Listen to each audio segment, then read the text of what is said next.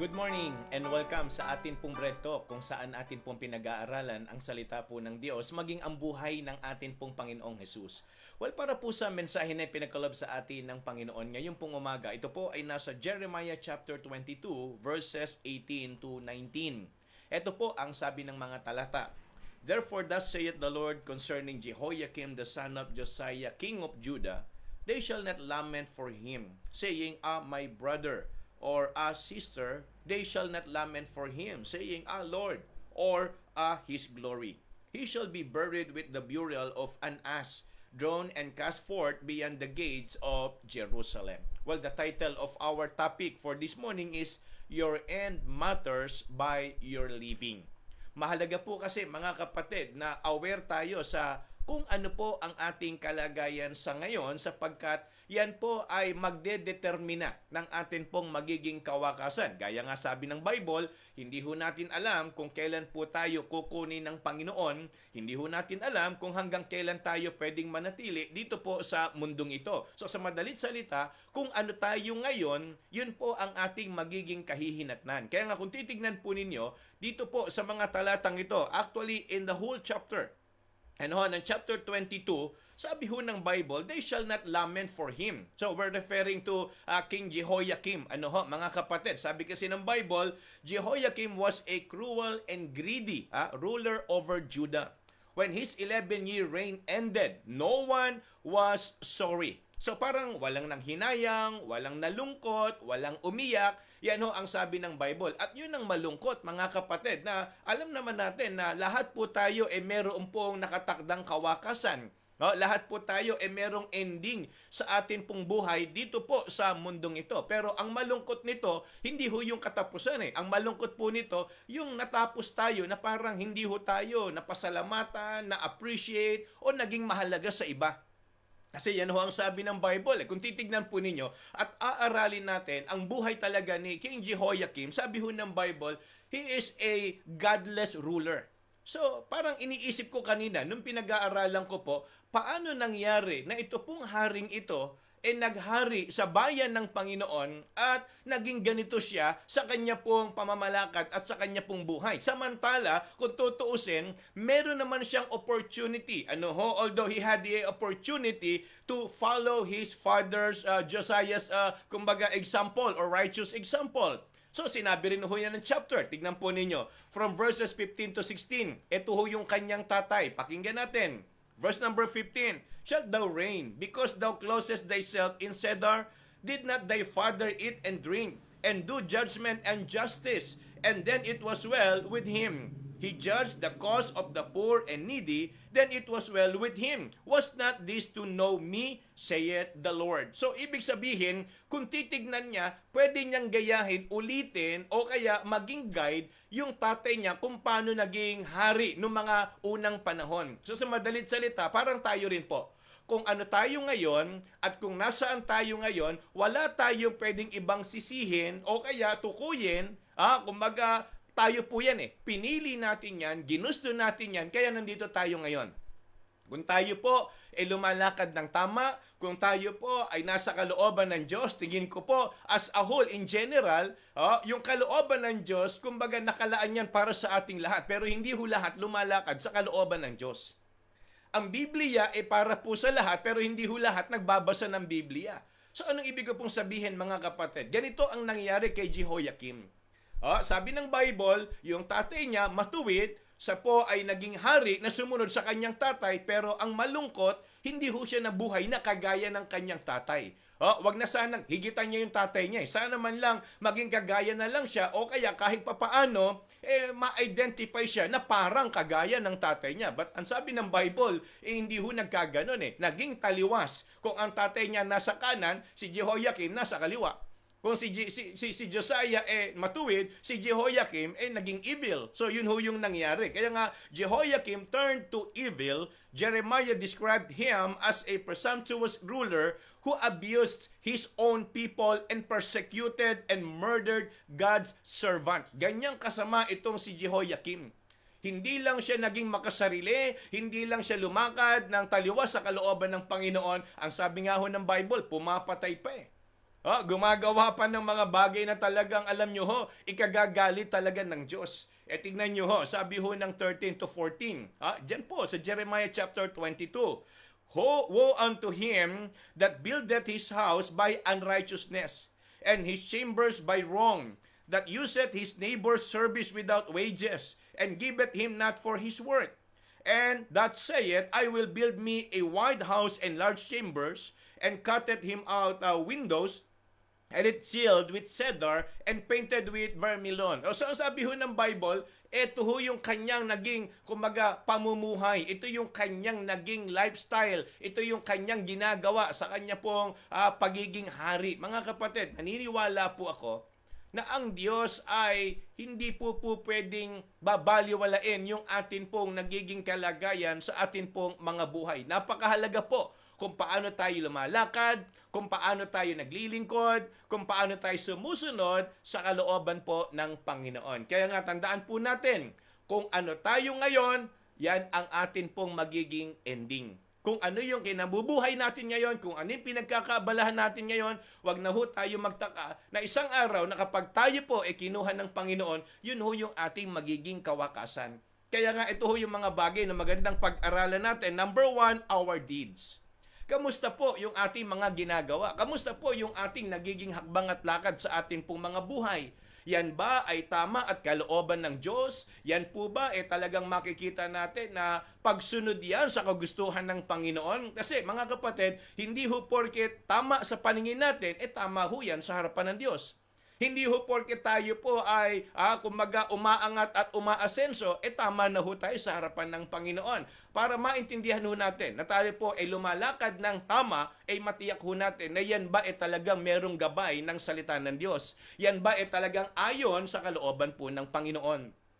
Kaya nga, yan ho yung bagay na nakita ko. Tignan po ninyo, hindi masama na magpundar, hindi masama na tayo po mangarap at magkaroon ng marangyang pamumuhay. Pero kung makakalimutan natin ang Panginoon at gagawin natin yan, bunga ng atin pong mga pangarap lang at nakakalimutan natin na mayroong Diyos sa buhay natin na dapat nating binibigyang pansin at pinag-uukulan ng panahon, tingin ko po mga kapatid, pwede namang mangyari na bubuhay tayo sa mundong ito, pero kagaya tayo ni Jehoiakim. Nabuhay na puro ang iniisip, yung gusto niya lang ipundar sa sarili. Nabuhay na para ang iniisip, yung gusto niya lang marating para sa kanyang sarili. Kung mapapansin po ninyo, wala para sa bahay ng Panginoon. Parang ganito ho kumbaga tayo ho aamin lang. Kung aaminin natin na tayo po tumatanggap ng blessing sa Panginoon, ito lang ho ang tanong natin. Nasaan dyan ang Panginoon sa blessing na meron tayo? Kasi naniniwala po ako, kaya ho tayo binebless ng Panginoon para maging blessing. Hindi lang para tumanggap ng blessing, kundi tayo rin po maging blessing para sa kanyang gawain at maging sa iba. Kaya nga, kung tayo po thankful na tayo tumanggap ng biyaya, tayo po pinalalakas ng Panginoon, iniingatan, may ibinibigay sa ating blessing, at kamusta naman po ang Panginoon? Diyan sa mga tinanggap natin, meron kaya siyang bahagi diyan? Yun ho ang magandang tanong mga kapatid. Kung paano tayo tumatanggap ng biyaya sa Panginoon, kung paano tayo pinagpapala, maganda ho, maalala natin ang Diyos sa mga bagay na meron tayo. Yan ho yung unang bagay, kung paano tayo nabubuhay, paano tayo namumuhay, at kung paano tayo dapat mabuhay. Yan ho yung mga bagay na yan. And then number 2, not only our deeds, but also our desires. So kung pag-uusapan yung plans and dreams sa buhay po natin, mga kapatid, ano ho ba ang atin pong dapat pagplanuhan para sa ating buhay? Ito ho kasi kung titignan ho natin ang Bible, bilang mga tunay na mananampalataya, hindi ba't ang sabi ng Biblia, ang priority dapat natin ang Diyos? Bago pa ang lahat, maging sarili nga ho natin, mga kapatid, hindi ho dapat una sabi ho ng Bible kung kumbaga, ang uunahin natin ang Diyos, hindi ho ang sarili natin. Kumbaga, aaratin ng Biblia, sabi ng Bible, una ang Panginoon sa bawat plano, bawat takbang, at sa bawat gagawin natin. Mga kapatid, eto ang tanong natin sa ating sarili. Kamusta ho yung ating ginugusto sa buhay? Kamusta po yung ating mga plans? Kamusta po yung ating, kumbaga, gustong gawin sa pang-araw-araw? Sana talagang meron pong bahagi ang Diyos sa plano ng buhay natin. Kasi kung hindi, kahit gaano ho kaganda yan, at kahit gaano nyo ho yan kagusto, at kung hindi naman kasali dyan ng Panginoon, pwedeng matanaw nyo yan, pwedeng marating nyo yan, pero hindi ho yan magtatagal. Hindi ho yan magtatagal sapagkat ayaw ho ng Diyos na tayo makalimot sa mga bagay na dapat nating obligasyon at ginagawa para sa Kanya. Tandaan po ninyo, walang ibang layunin ng Diyos sa buhay natin kung paano tayo nilikha at kung bakit niya tayo nilikha. Simple lang po, para sa Kanyang kapakinabangan, para po sa Kanyang kaluwalhatian. Kaya nga kung tayo po mayroong ginugusto sa buhay, meron tayong plano, mga kapatid, ay maganda ho, kasali ho ang Diyos. Sana maisip natin na kaya tayo nandito dahil may Panginoon. At kaya rin tayo makakarating doon dahil may Panginoon. Kaya nga yan ho yung pangalawang nakita ko. And last but not the least is our directions.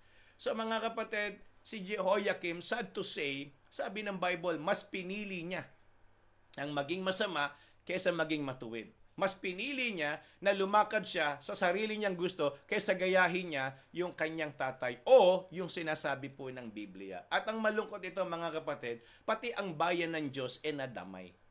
Tandaan natin mga kapatid, baka mamaya yung atin pong ginagawa, yung atin pong mga nagiging lakad sa buhay natin, hindi na ho nagdadirect ng tama para sa atin at maging sa iba. Baka mamaya tayo po nagiging paraan na ng kaaway para alam nyo ho, tayo po ay maligaw at maging mali sa atin pong mga buhay. Kaya nga mahalaga po na dapat lagi tayo nakatingin sa Panginoon. Mahalaga po na tayo dapat aktibo sa gawain ng Diyos dahil yung mga aktibo na nga mismo at nakatingin na sa Panginoon, pwede pang mawala, malihis, mahulog, tumumba, madapa, matisod, pwedeng mangyari. Di how much more kung hindi na ho tayo talaga nakakasali sa gawain ng Diyos. Mas malaki na ho ang tsansa ng kaaway na talagang tayo tisurin, tayo po ay patirin, tayo po ay pahirapan at ilayo sa kalooban po ng Panginoon. Kaya nga mga kapatid, naniniwala ako na ito po ang sabi ng Bible. Kung paano itong si Jehoiakim hinatulan ng Panginoon, ang sabi ng Biblia, walang sino man sa kanya. Sabi ho ng Bible, they shall not lament for him. Imagine po ninyo, hari, pwede ba yun? Wala man lang naka-appreciate sa kanya, wala man lang nakiramay sa kanya, wala man lang nagpahalaga sa kanya, wala man lang tumanaw ng utang na loob sa kanya. Nakakalungkot po yan mga kapatid, sa tinagal-tagal ng kanyang buhay, sa pagiging hari niya at pagiging anak ng hari. Walang ni isa man lang para magbigay halaga para sa ginawa niya sa kanyang sarili o sa kanyang buhay. Mga kapatid, yun ho ang nakakalungkot. Sana dumating ang time na talagang kung loobin ng Diyos na tayo po humarap sa Kanya. At talagang tayo po kunin ng Panginoon. Sana ho talagang may masasabing ito'y ginamit ng Diyos sa buhay ko. Siya'y naging pagpapala sa aking buhay. Kaya nga para po sa ating paglulundo, ito'y paalala po sa ating lahat. Sabi ho ng Galatians chapter 6 verse number 9, and let us not be weary in well-doing, for in due season we shall reap if we faint not. Alam nyo ho, ang pinaka-highlight nitong verse number 9 na ito, yung due season, yung due time. Ibig sabihin, pag sinabing due season, may tamang panahon. Ano po yun? Tamang panahon ng paggawa. Tamang panahon ng pagtanggap. Yung reward na gagawin, ibibigay po sa atin at takdang panahon ng kawakasan. So, isabihin, may paggawa, may pagtanggap ng pagpapala, at may panahon ng pagtatapos. So, sabi ng Bible, for in due time. So, ibig sabihin, yun ang gustong tukoy ni Apostle Paul dito po sa Galatians chapter 6, verse number 9. Let us not be weary in well-doing. Ito yung tamang panahon na tayo ay nagtatrabaho at may ginagawa para sa Kanya. Bakit? Hindi ho yan masasayang. Pangalawa, dumating ang time na wala na tayo rito. Sabi ng Bible, tayo po ay meron tatanggapin. Bukod po roon, talagang nakatakda na ho, talagang tayo po ay kukunin. So sa madaling salita, mga kapatid, wag ho tayong manghimagot. Wag ho tayong tumigil, wag tayong bumitiw, magpatuloy lang tayo, gawin natin, sundin natin ang kalooban po ng Panginoon. Tandaan po ninyo, kung nasaan at ano tayo ngayon, yan po ay magdedetermina ng ating kawakasan. Kung tayo po ay mainit sa Panginoon, Pagharap natin, tingin ko po, masaya at meron tayong pagpapala at gantimpala. Pero kung tayo po manlalamig at nanlalamig sa Panginoon, mga kapatid, asahan nyo na pagharap natin sa Panginoon, pwede tayo nalulungkot. O baka tayo po maging luhaan pa dahil nasayang po yung panahon na dapat sana iniukol natin sa gawain po ng Diyos. Kaya nga sana sa umagang ito, tunay po na tayo ay napagpala at naturuan ng salita po ng Panginoon. Samantala, ito po ang ating trivia. Ang sabi ho ng Bible, hindi raw ho siya, gumaya sa kanyang ama. At ang kanyang tatay naging hari po sa harapan ng Diyos na matuwid. Ngayon, ano po ang pangalan ng tatay ni Jehoiakim? Na siyang naging hari at sinundan niya. Ayan. So, yan po ang ating trivia para ngayong umagang ito at sana po naging malinaw po sa inyo. Ano po ang pangalan ng tatay ni King Jehoiakim na hari din na lumakad ng matuwid sa harapan ng Panginoon. Samantala, ito ho ang ating mga sumagot ng tama kahapon. Ayan. So, sabi ho rito, sino ang tatay ni King Zedekiah? At ang tamang sagot ay si Josiah. Ayan. So, ito po, ang sumagot ng tama kahapon, ito po yung ating top 3. Ayan, para malinaw po mga kapatid. Ito po ang ating top 3. Number 1 ay si Preacher Alvin. Siya po ang 1 na sumagot. Palaga nakakatuwa naman. And then pangalawa po natin ay si Ninang Kiten. Siya naman po ang 2. Ayan, so nililinaw po natin. And then ang number 3 ay si Sister Weng Baduria. Ang 1, si Preacher Alvin. Ang 2, si Ninang Kiten. Ang 3, si Sister Weng. Congratulations po sa inyo. Palakpakan po natin sila. So, purihin ng Panginoon. Ako, nakakatuwa naman. Ang sarap isipin. Kabataan natin kasama na rin natin. Hindi lang sa bread to, kundi maging sa trivia. And ito po ang pang-4, si Ninang Ana Lacuna. Pang-5, si Ate Milet De Lara. Ang pang-6, si Preacher Rodel. Pang-7, si Ate Jean Galit. Pang-8, si Preacher Christian. And then pang-9, si Ninang Alice na Launan. And then ang pang-10 ay si Ate Rose. Ayan, good morning po sa inyo. At congratulations, palakpakan din po natin sila. Ayan, purihin ng Panginoon. And then ito po yung mga number 11 pa. Si Padre Doug.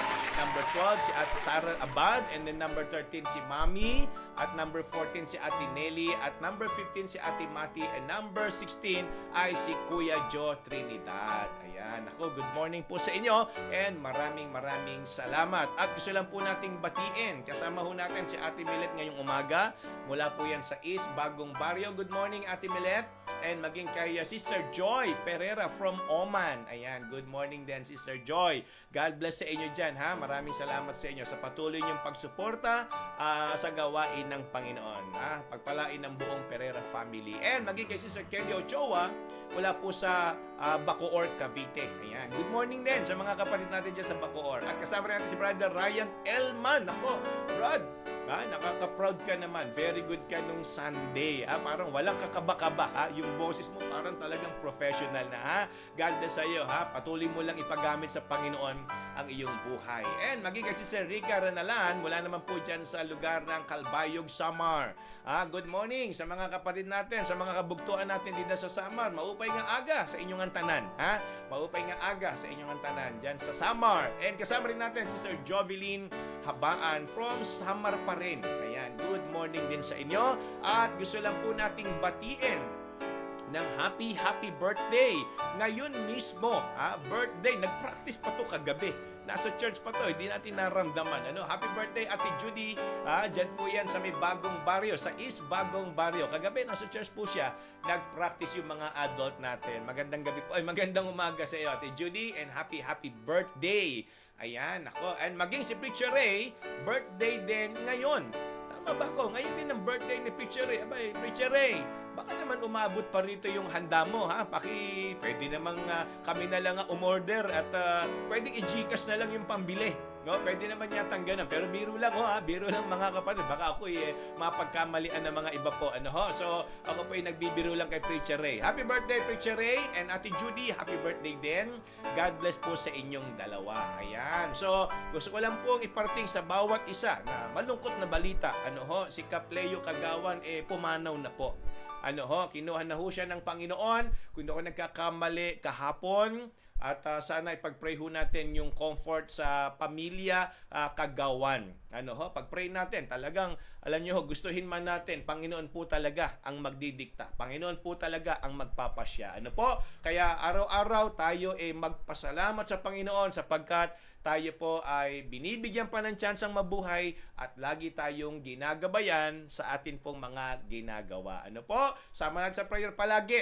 Nga, si Nanay Bilen, Nanay Olivia Tahuna, yan po, pag-pray natin yan palagi. And of course, si Mami, yung patuloy na kagalingan sa kanya't kalakasan ng katawan. Ano po? At kay Ate Nelly, ito yung mga adult natin na talagang kahit may iniinda, malabo ang mata, kumikirot na yung mga kasukasuan, pumupunta pa rin ng church. Ayan, sila Nanay Rosita po yun, yung tinutukoy ko. Ayan, sila Ate Nelly, Ate Laura, o maging si Ate Nanay Cristina Gueta. Yan din po, talagang pumupunta ho yan. Sila Ate Rose.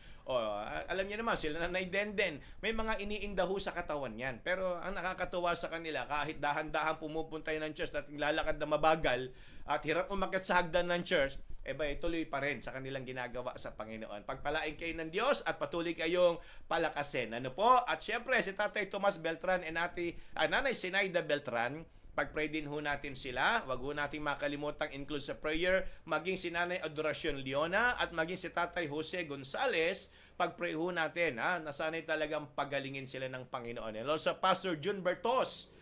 Pastor Jun Bertos, please include him in your prayer. Ayan. So yan po, yung mga magandang ipag-pray natin para po sa ating mga kamag-anak at mga kapatiran. Ano po? So kaya again, sa lahat po mga nag-join ngayon pong umaga, mamaya, huwag niyo makalimutan. Meron tayong, ano ba tawag natin doon? Discipleship, tama? Online discipleship class?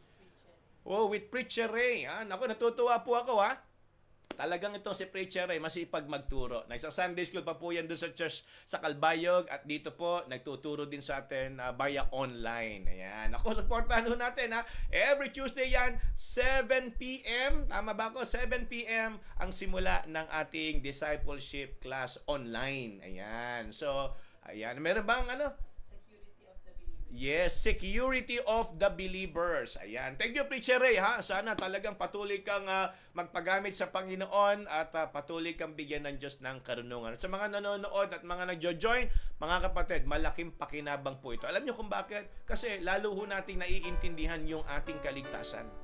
Lalo ho nating ma-appreciate yung ginawa ng